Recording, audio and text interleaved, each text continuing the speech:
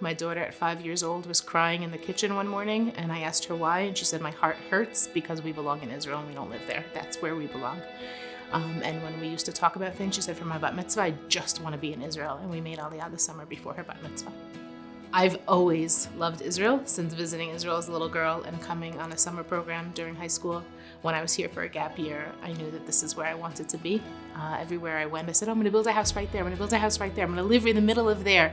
And then when my husband and I got married, it was just very clear to both Dovid and I that Israel was where we belonged. I love the Negev. My husband is an amazing man who said, if you love the Negev, let's go. I'm with you. We'll do it. And we looked around and we tried to find a place that would be fitting to us. I came to visit here in Yerucham and we just fell in love. The community is so warm and welcoming and the place is fabulous. And when we adopted a dog, her colors were very sandy. And we said, well, what does she look like? And we came up with cream soda and root beer. And then we said, no, Negev. She looks just like the Negev. So we named her Negev, and it became like a thing that people think we changed her name when we moved, but we didn't. That was her name because this is where our heart has always been. When we decided to make Aliyah, we opened up a teak with Nefesh b'Nefesh. We were assigned a pre-Aliyah advisor who answered all of our questions.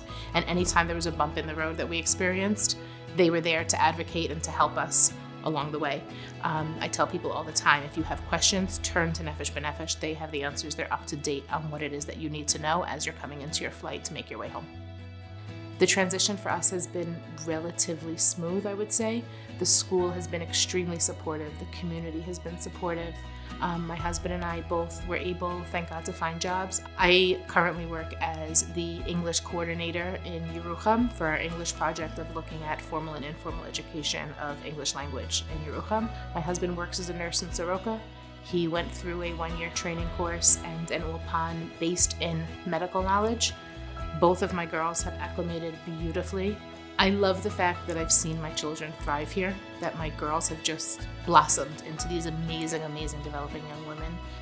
Our Aliyah experience has been amazing and powerful and wonderful, challenging and hard and stressful, but overall it has been the most amazing decision we have ever made.